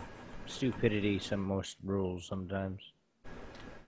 But they put that at number 14 on the list. I think I agree with that because it's a game that, I would say that game kind of inspired Trials. It's the early Trials. Yeah. And Trials is fun if you want to challenge yourself. I'm not usually into those kind of games, but Trials is something about it. It's I'm gonna beat this freaking course. Damn it. That game is great. And they're talking about Buster Move in the chat, so apparently we have some fans there. Exodus was a really good game, but it really got boring faster than not. But old school Exodus. You ever played that? That sounds very familiar. I think I did play it. Hit the link in chat, dude. I don't want to bring it up because I'm recording. I might end it. You don't have it You don't have it set as no sound. No, sometimes it comes up anyway. It'll come up through the headphones, whatever. I know. I should be better prepared. But You should be. It's a tragedy. It's okay. Styanax, that's a game I think needs to be mentioned. I think a lot of people missed this. They only put at number 97. I just did this last week for Retro Friday. That game was a lot harder than I remember. This one was when Jalico, is that another Jalico, was still big. They're still kind of around. Jalico and Atlas always made weird games. But Styanax, the whole thing about it was you're a kid that gets thrown into an alternate reality, and all of a sudden you're this really buff dude that swings his sword and axes and all kinds of stuff, uses magic to kill really big creatures. And the cool thing about it is the characters were huge. A lot of 8-bit games had really small characters, but these characters took up a good amount of the screen, so it felt pretty epic. Great music. I said this last week, I think. You know what game I played the shit out of and it actually made the list? Was Willow. Oh, you played that? Yeah. That was like an RPG, man. Yeah. It was like a role-playing game. Oh yeah, we talked about it last week. Conversations, and I played the shit out of this game. Damn. But no, I loved it. Willow was that boring-ass game. Just because you can't play with me, is that what it is? Well, yeah, you can, but I don't want to play that weird game. Let's play Teenage Mutant Ninja Turtles, because that's 4-player. Okay. Sure. You know what? If you liked Willow, you know what Willow reminds me of? It definitely reminds me a little bit about Zelda. But did you ever play Gilligan's Island on the NES? I did, actually. That game was fucking hard, but it was pretty cool. It was harder than people think it was. It was. That was a cool game. That did not make the list. Willow made it though, of course. What was? 89, I believe. And then yeah, that's about right. You know, and during this time, this licensed games they still had some good licensed games, but now it's like there's a lot of stinkers. I can't think of too many bad games that were built based on a movie. Well, maybe Cliffhanger, which is loosely based on. That game is so freaking hard for PlayStation. No, the one on NES based on the Sylvester Stallone movie. Yeah, they did it on PlayStation 2, and it's even hard as fuck on PlayStation. I mean, it's like, how are we supposed to do this? Like, I think it would be awesome. Cliffhanger would be actually badass on like this, the newer gen console, the new gen. Because it's the graphics are there, especially if you could do something like when you're playing, what is it, Call of Duty, the first person player mode, where you actually have to, stab up the rocks, and you actually have to jump from one rock to another. That'd be awesome in this console age. To have that game out and have it remade, especially with all the 3D graphics and everything that you can do now. Shit, hell yeah. Yeah, it'd be something different, because not really anything like that out there. Like, why isn't there like an Ice Climber game? Not necessarily Ice Climber from the NES, but like Mountain Climber Simulator. I don't know. I'd play it. I bet you that's a thing somewhere. We just don't know about it yet. We're gonna find out. So two games that are often confused with each other, kind of run. I guess it's similar, I guess you say. Karnov, which does not make the list, is the one where you're the kind of like I don't know, how can I say that without being racist? You're like a gypsy genie type dude. I don't know. It's a pretty cool game. And then Rygar, which is one where you have basically a giant yo-yo with blades on it. That made 59. I'm surprised Karnov didn't make the list. I think Karnov was actually a really cool game. Oh yeah, my god. What? They have it. Have what? They have Rock Climbing Simulator. Oh my god. Next on OB stream. Oh my god, I'm so gonna get this, dude. And it's like the same kind of like physics as like Mount Your Friends. Like your legs can go crazy if you don't be careful, and like the way you're leaning is the way you're gonna have pressure on your arms. Like, it looks pretty. I'm watching a little video of it right now. Tell me what you guys think in chat. There's the rock climbing simulator. I'm gonna get it. I swear to God, if I can find it. If somebody doesn't get it for me by the time I find it, I'm gonna get it. And then you actually gotta put your rope in, and this is actually cool. I don't remember the ending for Rygar. It can't be the worst. That honor goes to Ghouls and Goblins, or maybe Commando. Congratulations! You are. I don't remember what it said anymore. It's bad. Oh, Obi, Rad Racer. Tell me you remember that. Yeah, I do. Fortunately, that was a fun too much game. time on that game, dude. It came with the 3D glasses too. I got in trouble more times at night, for staying up so late. Dad would come down and we're downstairs in the room playing that. Man, I got so many ass whoopings. That game just brings back nightmares. Rad Racer was so cool. I love how you could there was a thing where you could change the music in the game, right? You could switch the radio station. It played so well. Like that and Pole Position, like those early racing games. I actually still loved racing games back then. Now it's not a big thing for me, but Rad Racer was just had such soul to it. You know what? The game that kind of followed that up years later, that kind of makes you think of Rad Racer, is Cruising USA. It has the same kind of personality, I think. Did you freeze, Obi? Oh, okay, you're just not moving. That was weird, dude. You didn't even blink. And Beard approves of the rock climbing sim, apparently. Dude, I really want to get this though, because it looks cool. I mean, we'll see if I can't find it. I'm sure there's. I mean, I don't know if it's on Steam or not, but we'll try to find it. and see how much it is. Hell, it might be free. Hell, it might not even be out yet. It might be somebody just trolling, or I don't know. I'll see if we can puts any links to it. But anyway, go ahead. RC Pro-Am. Yeah, I was gonna mention that. So Rad Race said they had at 57, and RC Pro-Am. I have a lot of fond memories with that too. RC as a remote control, such a cool game. Just a great concept, you know. And it was a rare game too. Unfortunately, it's not. Oh no, it is on the rare replay collection. Oh yeah, I forgot it is on there because not a Nintendo property. RC Pro made number 13 on IGN's top 100 NES games, and this game was awesome just because you could upgrade your vehicle and everything, all the different colors, and I loved playing this on the arcades. Another game that reminded me of this was Super Sprint, I think it was. But the thing about this game that made me upset playing an NES is when it would glitch and then everything just went pixelated, garbage pixels or black, and apparently a lot of people had a problem. But RC Pro-Am, yeah, that deserves to be in the top 20. It probably should be in the top 10 also. I love the opening music in the beginning. Something like that. I gotta do the sound bit next time and play that.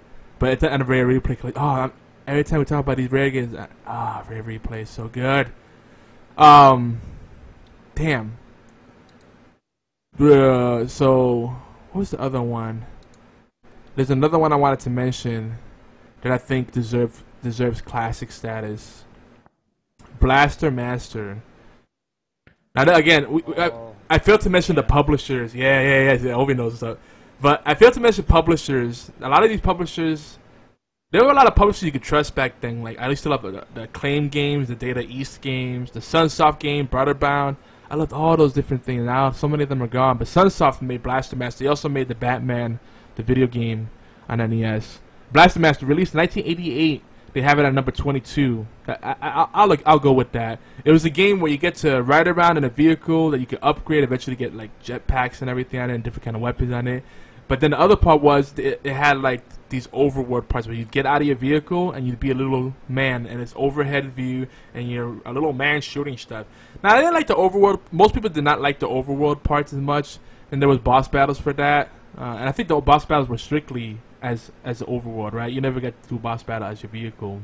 That would have been cool.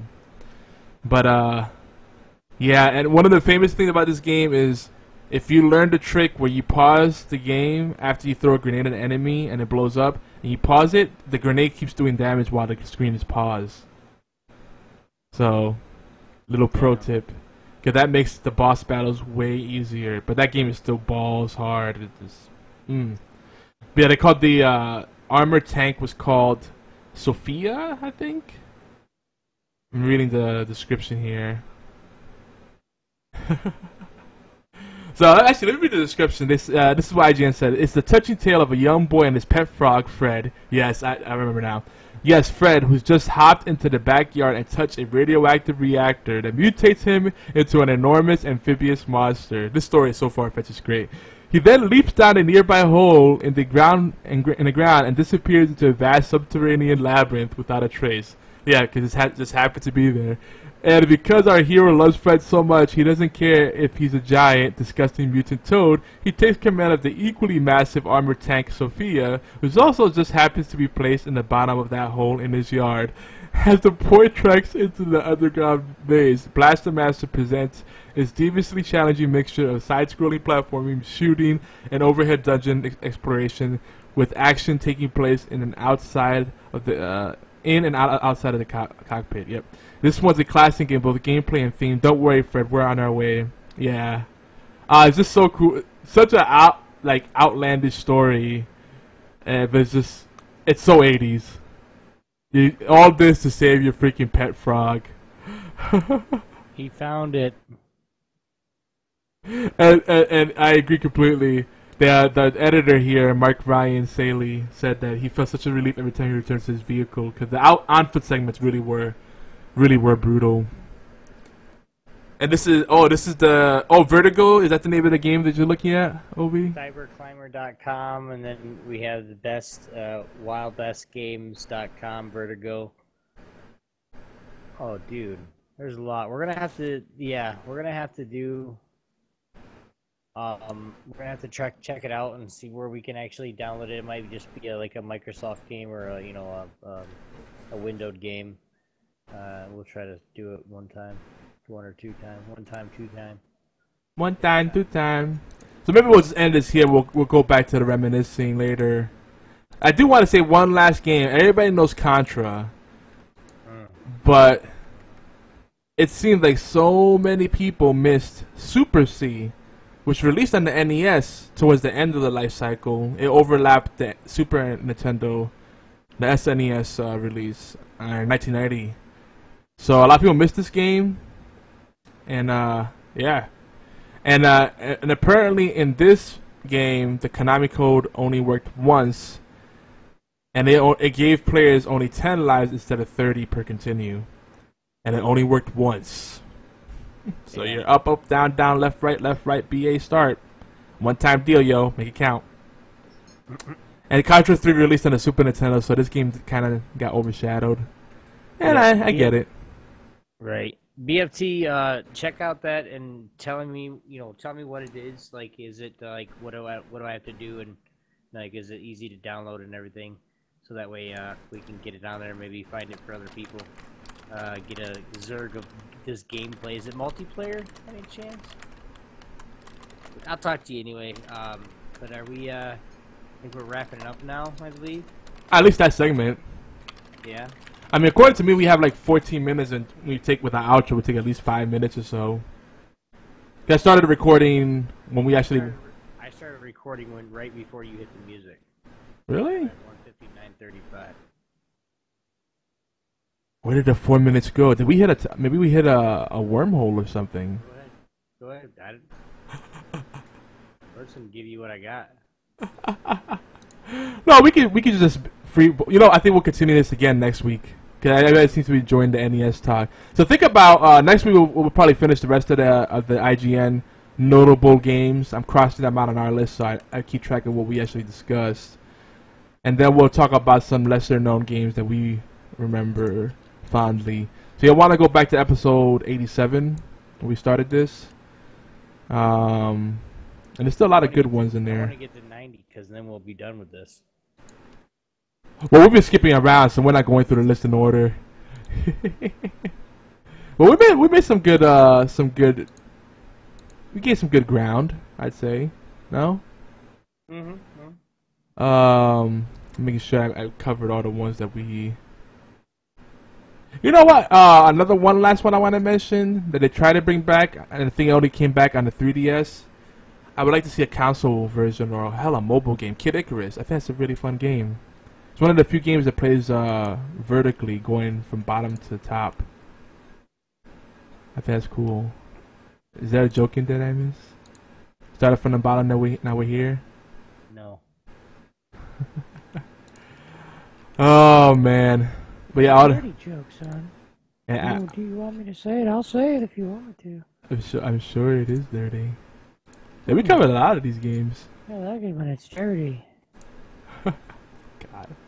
So think about it. This is your homework, guys. Think about your favorite NES games, and we'll discuss them.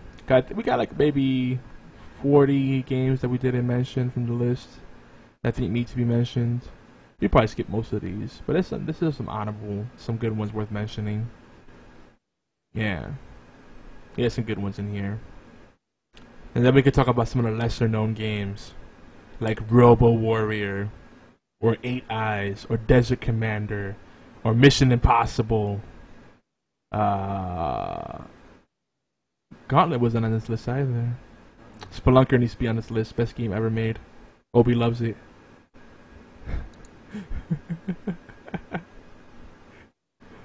I agree. Spelunky is a better game than Spelunker, but it's like Spelunker, and Spelunky.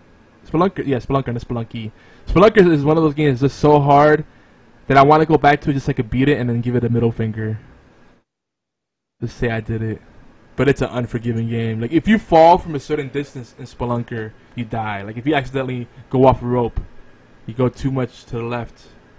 You know, you hit left or right by accident. You fall off the rope, and if it's a high distance, And he's like, and he died. And you have like 3 lives, no continues. It's pretty hardcore. Yeah, the game's hardcore. Vertigo is free to play and currently still in development and no multiplayer. Ah, it's for you, Obi. Well, it could be. I mean, it could be something that we could like test out and see how it works and stuff. I mean, hell, I can stream that one time. It's the simulator. Why not? We'll give it a shot one day. I'll keep this link and I'll bookmark it, and then we'll go from there. We'll try it one day. Hell, I might do it Saturday. Fuck it. Word.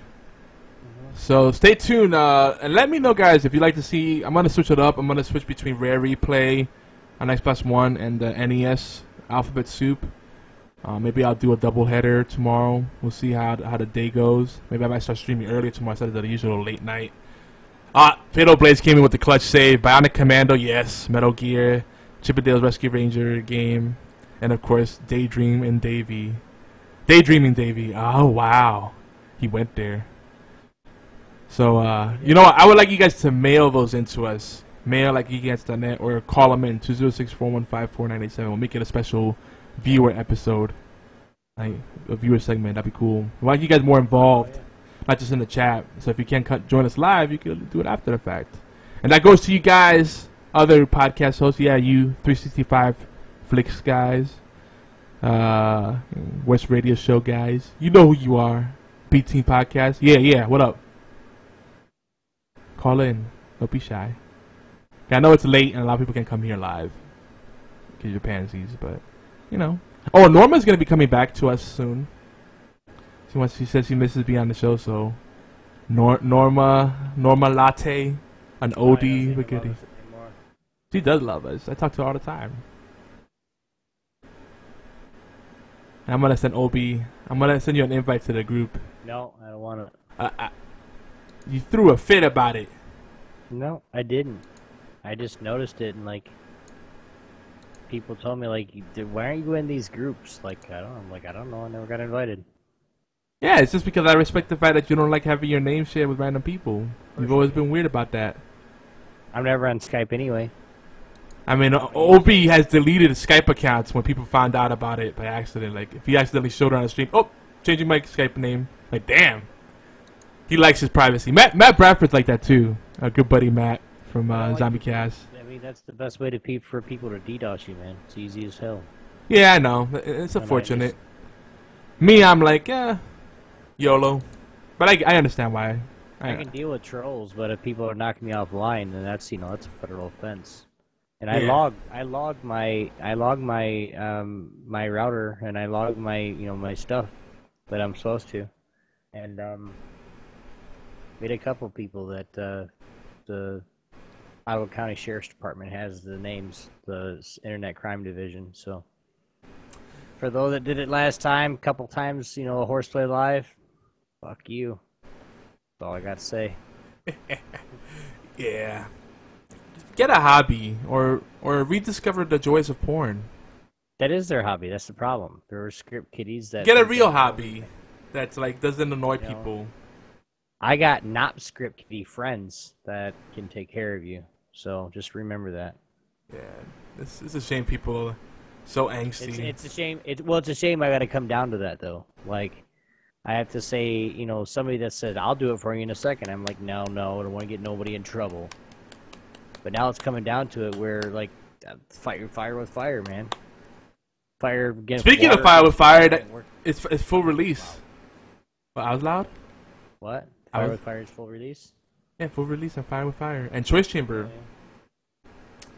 Friend of the network. I need to play that. Now everybody's streaming Choice Chamber, like they discovered it. And, like, we were one of the first people to feature Choice Chamber. And pimp that out. Oh, but for porn. Grab your dick and double click porn. But since we didn't get to do our shoutouts and love, I just want to say real quick before we start wrapping up, make sure you support our sponsors, geekants.net sponsors, and if you have a unique offering and you're part of our team and you contribute consistently, I'd be more than happy to put one of your referral links or a banner in there so people know You might have something unique like gaming glasses, and we don't have that. I got a referral link for you that you can put it. You can add. I know we talked about it earlier. Yeah, just let me know when you want the link. I got it for you. Yeah, give me a banner too with it. Just email it to me. I'll get it up banner, there. like just you can go on Google and get a pic. That's what I did. I didn't get anything from No Scope. I just went on Google and got a No Scope with 3 glasses for my stream. Okay. I'll do that then. I can send you that same picture if you want me to, but and then the referral link. Yes, I'd appreciate that. But make sure you check out Jinx. We have Jinx, a Jinx affiliate program. We got a good relationship with them. I know I know one of the founders for a long time. We're not super duper friends, but I've known him for 15 years now. Good guy. Shiny Prince, check them out. AM Audio Media, check them out. And of course, the gang. I just want to particularly shout out Gaming Death again, the worst radio show, BFT 9000, Lord Rakdos, Fatal Blades, Guys of Mayhem. I'm kind of Freya. I love you guys. And Spaffyzilla for maintaining our servers and helping us fix and upgrade things. Because if I had to do it completely alone, it'd be rough. And showing up for Cards Against Humanity. And yeah, Obi, take us home. All right, guys. Unfortunately, it's about that time where we have to say goodnight because some of us got things to do tomorrow. That guy, this guy. So, if you guys, HorsePLAY Live is everywhere you can listen to and download awesome podcasts, including allgames.com. Please take a few minutes to thumbs out, favorite, subscribe, even better. We would love some comments and reviews on what's going on there. It's quick and easy. It really helps us out. Thanks to everyone who's been promoting our content. We love you very much. You guys like eye candy? We do video as well. You guys can check us out on YouTube, and that's youtube.com/geekyantics, and a replay right here on Geeky Antics. Here on Geeky Antics Network, in collaboration with allgames.com radio network, All Games Radio Network, sorry, we have tons of shows covering a wide spectrum of a lot of topics. We can't possibly plug every single one of them. It'd take us another 20-30 minutes. So, you guys can go to geekyantics.net/schedule and get any information that you guys need. Right now, Thursday, Friday, Saturday, Sunday, and there's another day in there somewhere, but they're our biggest podcasting days for now, guys. We are looking for podcast hosts, writers, broadcasters / streamers. So let's connect, guys, and brainstorm together. If you guys want to do something like that, come on aboard. If you don't know, I don't want to start something because I don't know what I'm doing, we can help you. Audio is broken. We can help you. What? Audio is broken. Yeah, it's alright. We're wrapping up. I don't know. Apparently I've been muted this whole freaking time and I didn't even know it. Wow. That's anyway, alright. You guys go over it too if you guys want to check any of our podcast lineup. geekyantics.net/scheduling. You guys come on. We're looking for all the hosts, writers, streamers. If you guys want to come on, let's come on over to Geeky Antics and let's brainstorm together. But for now, Yogi, where can they find you at, sir? I'm YogiZilla everywhere, Tumblr, Instagram, Xbox Live, Pinterest, whatever the cool kids are using. I'm trying to be this. I could be hip and young again, kind of, sort of. Especially Xbox Live. Yay! Yeah, sorry guys. Steam. I had it muted, but go check him out everywhere. Of course, geekyantics.net, the headquarters for YogiZilla and all of us. You guys can check me out on Obi1X2. Everywhere, in Twitter, Instagram, and soon to come a website for me as well. News, gonna get it in. He's trying to poke guys, the bear. If you're listening to us on allgames.com, the Dead Pixel Live Power Ranking show is up next, followed by the B-Team podcast at 9 p.m. Eastern. Be sure to hang out and click by clicking the live or chat button. We'll see you guys there. It's HorsePLAY Live. We'll see you later. I don't even know what to say. I'm related to Obi. That's a cool looking headset. Thanks, man. G35s. PP touch. You wish.